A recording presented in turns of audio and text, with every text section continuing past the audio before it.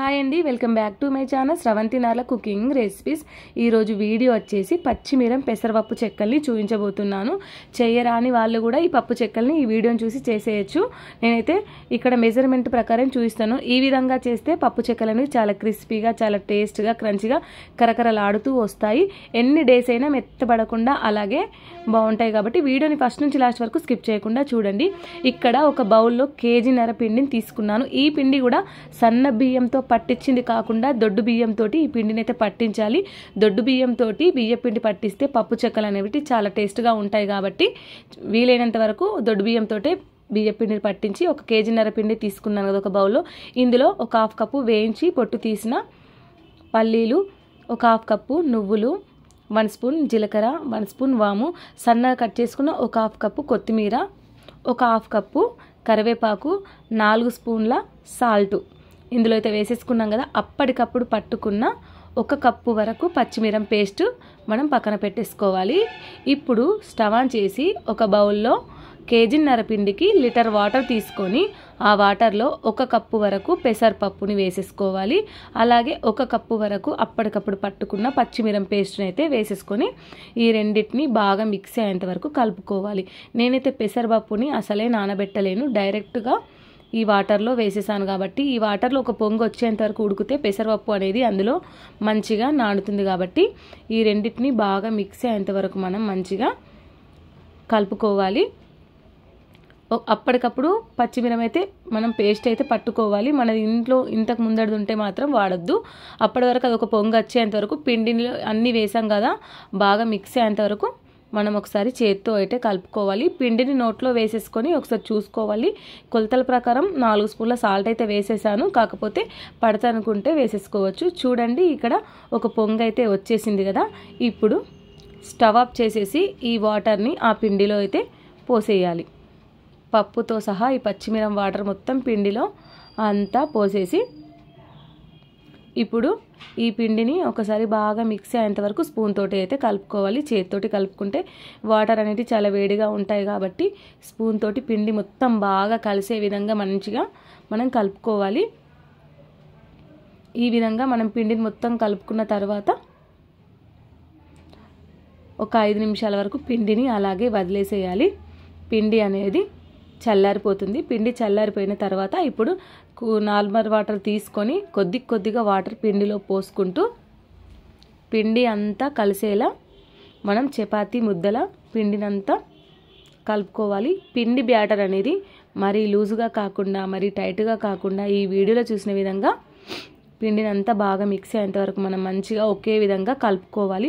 పిండి కలపడంలోనే పప్పు చెక్కలు అనేవి చాలా టేస్ట్గా ఉంటాయి. చూడండి, పిండి బ్యాటర్ అనేది ఈ విధంగా ఉండాలి. చేతుకు అంటుకోకుండా, మరీ మెత్తగా కాకుండా మరీ టైట్గా కాకుండా పిండి బ్యాటర్ ఈ విధంగా ఉంటే పర్ఫెక్ట్గా అప్పాలు వస్తాయి. అన్నీ ఒకే విధంగా ఈ విధంగా ఉల్లెలు అయితే వేసేసుకున్నాను. కొంచెం చేతికి ఆయిల్ అప్లై చేసుకొని ఉల్లెలు అయితే పెట్టుకోవాలి, అంటుకోదు. ఇలా పూరీల ప్రెస్ ఉంటుంది కదా, మనం ఏదైనా కవర్ తీసుకొని ఇలా అన్నీ ఒకే సైజు ఉల్లెలు పెట్టుకొని ఈ విధంగా పప్పు చెక్కలన్నీ మనం మంచిగా ఒత్తుకోవాలి. అన్నీ ఒక 5-6 వరకు, ఒక 10 వరకు మనం అన్నీ ఒకే రకంగా ఒకే సైజులో మంచిగా ప్రెస్ చేసేసుకోవాలి. ఇప్పుడు స్టవ్ ఆన్ చేసి కడాయిలో ఆయిల్ వేసాం. ఆయిల్ కూడా చాలా వరకు హీట్ అయిపోయింది. ఇప్పుడు ఈ చెక్కలన్నీ ఒక్కొక్కటి అందులో వేసేయాలి.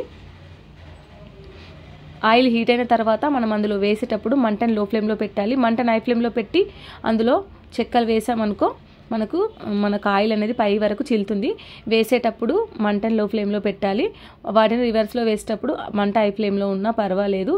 ఇలా మనం ముందు వైపు వెనుక వైపు కొంచెం గోల్డెన్ కలర్లో వచ్చేంత వరకు ఈ చెక్కలను అయితే మంచిగా ఫ్రై చేసేసుకోవాలి. మరీ మాడకుండా. ఇవైతే కలర్ అయితే రావు.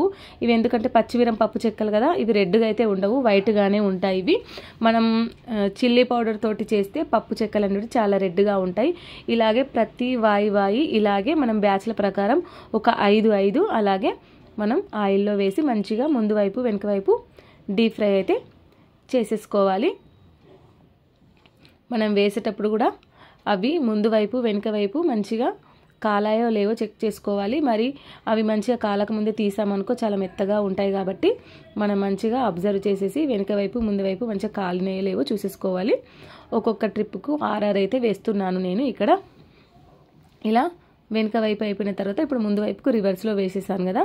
ఇవి పచ్చిమిరం పప్పు చెక్కలు కాబట్టి ఇదే విధంగా తెల్లగానే ఉంటాయి, కానీ టేస్ట్ అయితే చాలా బాగుంటుంది. ఇందులో పల్లీలు వేసాము, నువ్వులు వేసాము, వాము అండ్ జీలకర్ర మంచి డైజెషన్ ప్రాబ్లం నుండి బయటపడేస్తుంది, మంచిగా అప్పాలను అయితే అరిగిస్తుంది. పెసరపప్పు శనగపప్పు కంటే పెసరపప్పు అయితే మంచి డైజెషన్ ప్రాబ్లం నుంచి అయితే మనకు మంచిగా తొందర అరుగుతాయి. అసలు ఇందులో వాము జీలకర్ర పెసరపప్పు వేసాం కాబట్టి పప్పు చెక్కలు చాలా టేస్టీగా ఉంటాయి, డైజెషన్ ప్రాబ్లం నుండి బయటపడబడుతుంది.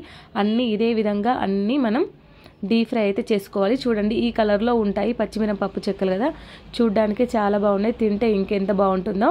మీరు కూడా ఒకసారి తప్పకుండా ఈ విధంగా మెజర్మెంట్ ప్రకారం తప్పకుండా ట్రై చేయండి, చాలా బాగుంటాయి, చాలా క్రిస్పీగా చాలా టేస్ట్గా ఉంటాయి.